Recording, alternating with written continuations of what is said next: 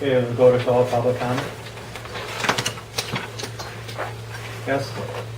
I have some questions. So there's a staging site. How close is that staging site to trailer parks? There'll be big trucks and it looks like it's going to be about 20 yards. What I'm asking you.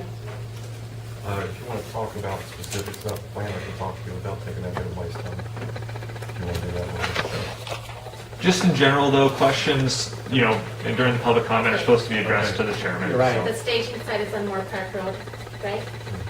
Okay. At the parking lot at the end of the road? No, Where? it's across from the gate. Okay, so that's uphill of Tyler Fork.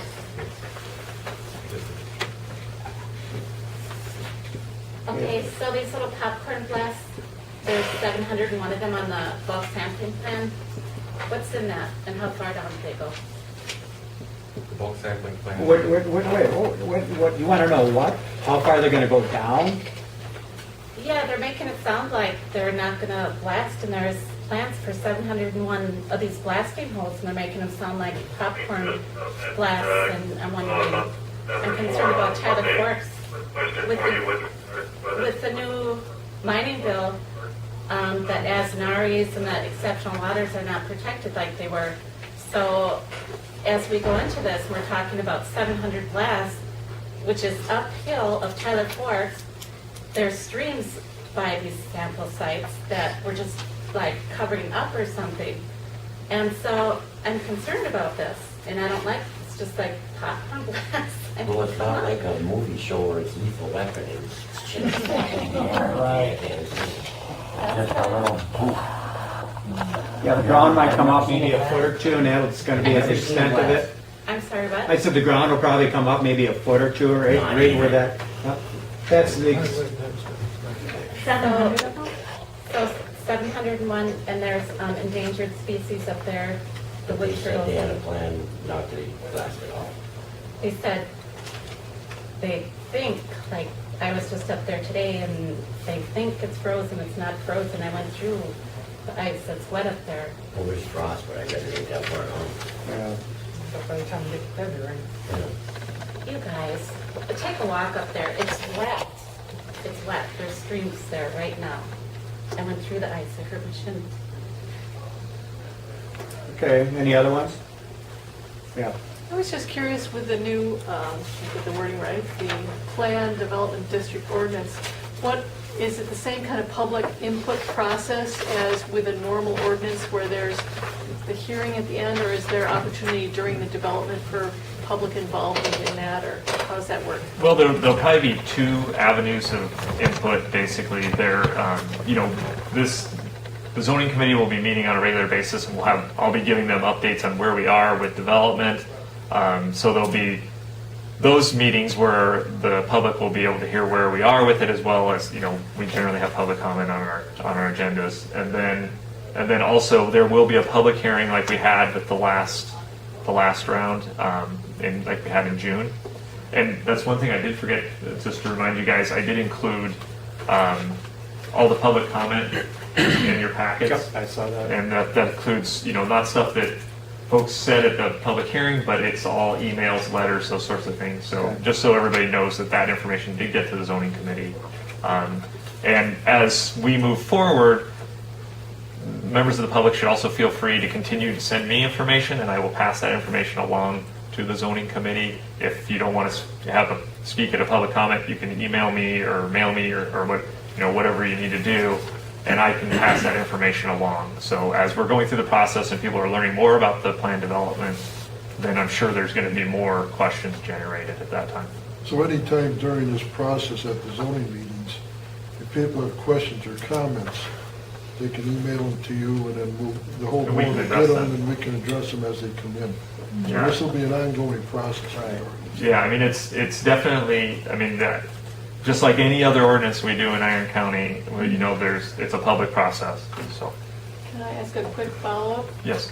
Because some of this is kind of complicated, you come to a meeting and you're like, okay, you're just hearing about it, don't really have time to learn enough maybe to make an adequate comment. Is there some way that we could have like, for example, the documents that the committee gets beforehand, so we could read them and come, and that way you could understand what's going on a little better. I'm just wondering if there's some way that it could be posted on the website or something that people could review so they could come prepared. Yeah, we could do that. I mean, that seems, I think that should be, That would save.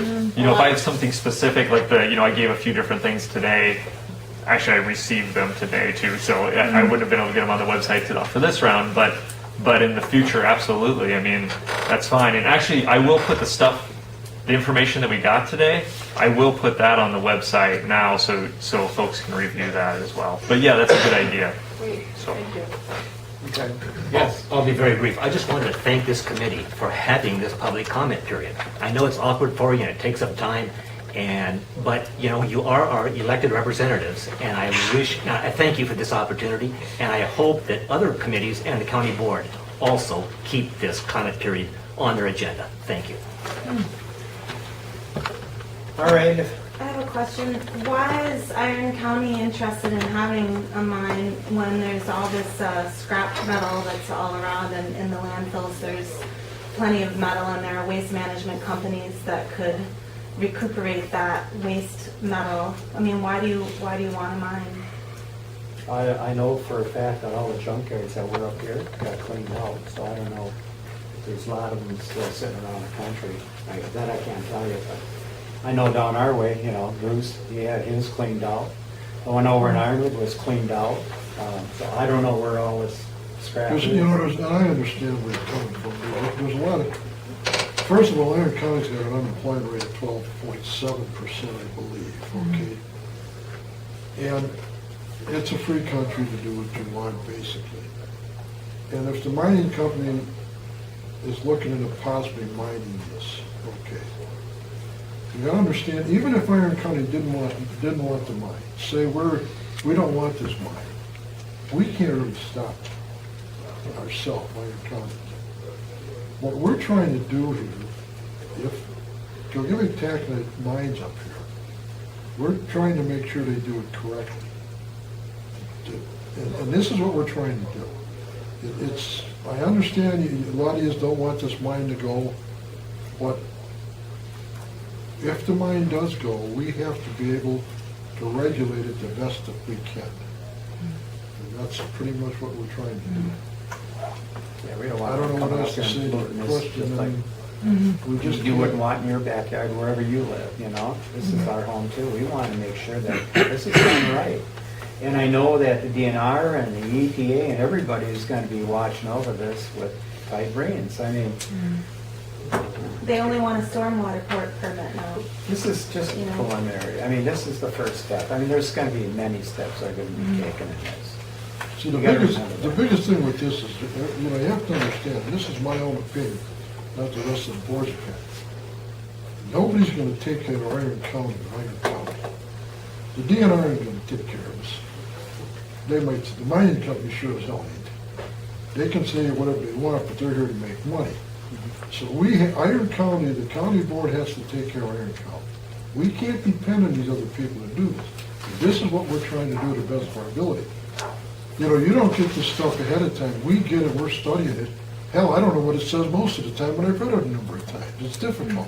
We're not in it, but we're doing the best we can for the betterment of the county and take care of the environment too. So, give us a chance. We're doing what we can in this deal, That's, I said what I'm gonna say. Sometimes that's hard to believe when you see your mining impact, when you're making videos for the mine and being down at the Capitol, like protesting against the Democrats voting. I know where you're coming from, but overall, I have no faith in our mining impact committee. They're obviously not out to protect us. They're cheerleaders for the mine.